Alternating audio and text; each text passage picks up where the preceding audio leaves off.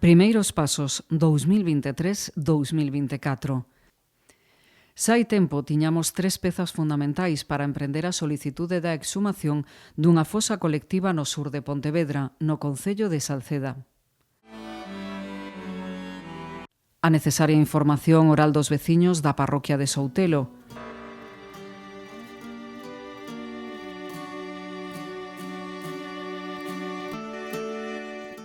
A investigación histórica de Xosé Ramón Paz Antón.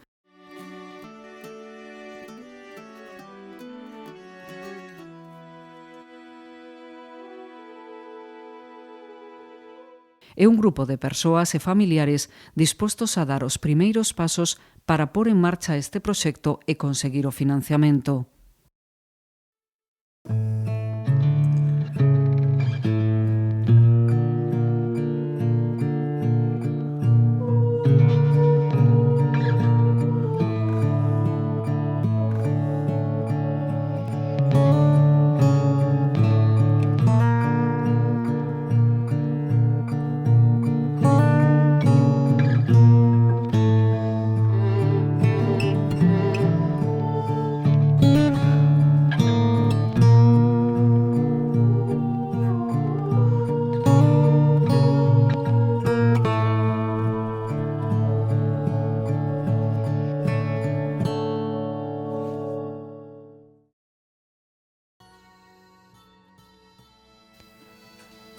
Marcamos o lugar no adro.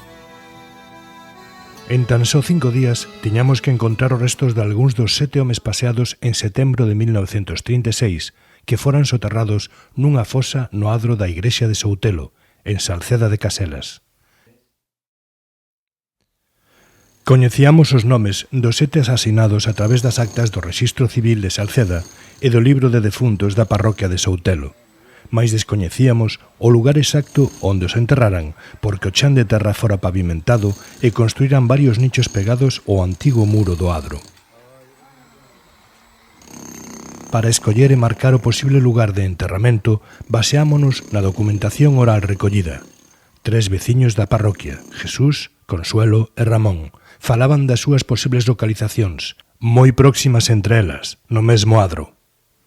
Despois de moitas dúbidas, optamos por ter en conta a historia contada por Jesús González Estévez, testemunha directa, xa que de neno viu como enterraban uns homes preto da parede lateral esquerda da igrexa. Tivémolo en conta porque esta localización coincidía coa que transmitira a nai de Consuelo Alonso Pérez, tamén veciña da parroquia. San Quetano, que chamaban o Jaime do Vilaverde, andaba o Toxo ali co carro cos bois e fixeron descargar no carro e pasaron ali polo noso lugar para arriba, que eu son de lá de 159 ali, pasaron por ali para arriba e trouxeron a enterrar aquí neste santo sitio, dicían sempre que se enterrar aí, aquí onde están excavando, sempre dicían que se enterraran aquí. Aí, sí, sempre, eu ouvi falar toda a vida, enterrarnos aquí, dicía a miña nai. Miña nai morreu con 101 anos, co sentido tamén como teño eu ao millor. E eran 3 ou... Achados inesperados. Nos primeiros días van aparecendo restos óseos a nivel máis superficial que non se poden contextualizar. Segundo van avanzando na escavación, os arqueólogos van encontrando e perfilando as liñas dunha fosa na que podería estar alguén soterrado. Nos primeiros días da semana pasou bastante xente polo adro da igrexa para ver a evolución dos traballos, e Fernando Serrulla encargouse a diario de ir resumíndolles os avances na exhumación. Entre o público asistente estaba unha das netas de Manuel Rodríguez, un veciño de Soutelo, morto nos anos 60 de maneira misteriosa. Viñera alí á espera de poder saber se enterraran onde se estaba escavando o seu avó, pois a súa nai, xa con Alzheimer, recoñeceu o lugar nas imaxes que saíron no Faro de Vigo. Na tumba, en que esperábamos encontrar algún dos paseados, aparece un cadaleito co esqueleto dun varón o que lle practicarán autopsia.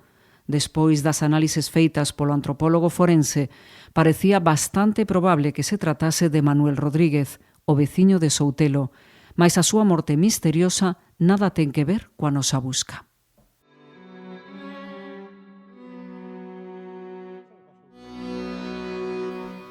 Despois deste primeiro achado non esperado, Continúan os traballos dos arqueólogos, mais de novo, outra sorpresa na zona onde se estaba a escavar. Contra a esquina da igrexa aparecen os restos dunha muller descoñecida nun misterioso cadaleito de zinc, xunto cos restos dun meniño.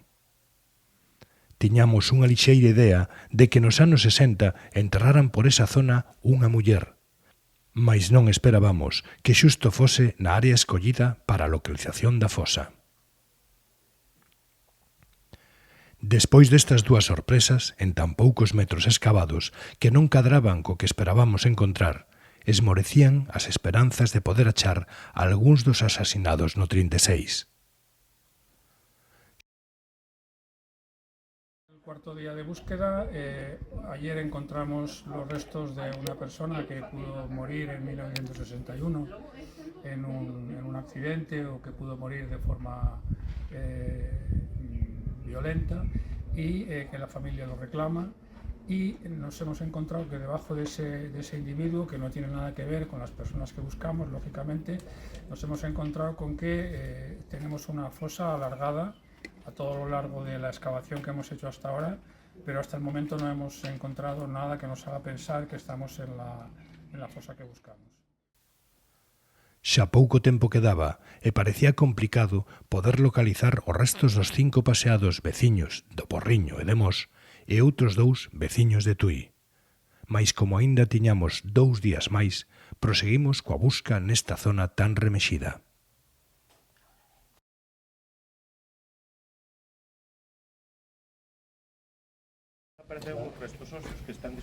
Unha nova fosa.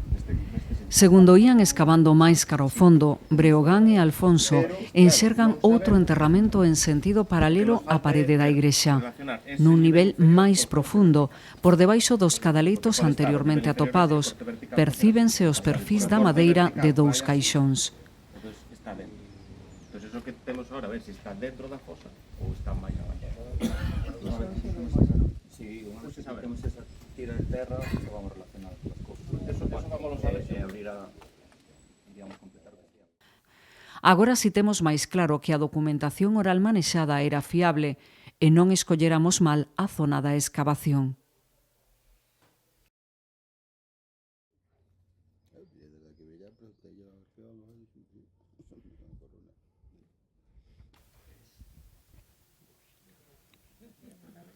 No último día, dende moi cedo, van saindo á luz 2 esqueletos bastante ben conservados. A primeira vista, parece que poden ser 2 dos paseados que buscamos, pois ambos os 2 presentan signos de violencia, segundo comenta Fernando Serrulla, cando analiza os restos in situ, antes de retiralos e gardalos para análise no laboratorio.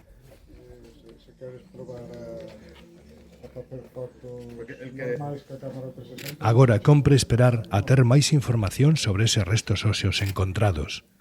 Despois das análises do antropólogo forense Fernando Serrulla e as posibles probas de ADN, poderemos saber se son algúns dos veciños do Porriño asasinados no Escambrón, no Monte do Picado, entre os que estaba Severo Boente, a quen buscan os seus familiares, ou se son 2 veciños de Tui, Antonio Dalmiro e Manuel, asasinados 2 semanas máis tarde no Torreiro, na mesma parroquia de Soutelo.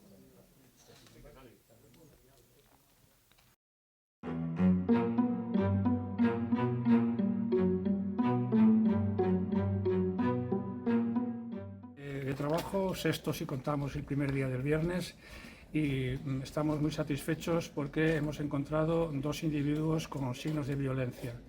Los 2 individuos que hemos encontrado están en sus respectivos ataúdes, algo poco habitual, pero que nos hemos encontrado en algunas fosas que pueden aparecer en ataúdes. En los 2 casos tenemos restos con signos de violencia tanto en la cabeza como en los antebrazos. Todo es de forma preliminar, pero hace pensar que esto se tendrá que confirmar en el laboratorio. Y bueno, la idea, estamos muy satisfechos por el resultado arqueológico y seguramente el estudio antropológico confirmará todo esto que estamos diciendo. Agardamos que no futuro poidamos continuar escavando no outro lugar documentado, no lugar que sinala insistentemente Ramón Rodríguez Cruces, onde indicou a súa nai e onde el viu como ían alumear no Día de Santos unhas mulleres descoñecidas.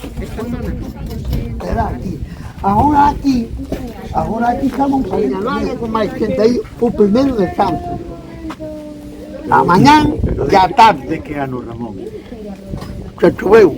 Mais ou menos. Home, por 50 tantos, por aí. Eu era pequeno. Pero entón eu, a miña nai, quixi ainda lá, a máis outra amiga, así, bueno, tamén Santa Bárbara. Sí, aquí, que chaman a mí. Entón, acabamos de dizer, quen unha xente do pobriño. Bueno, entón, a veces pensamos, porque entón somos todos eu digo eu. Entón estaba aquí había un carreiro. Por aí para lá. E aquí estaban estes, para aquí. Será unha excavación difícil, pois agora, nese lugar, hai uns nichos que se ergueron despois dos anos 50. Mais compre proseguir para facer xustiza coas víctimas desaparecidas.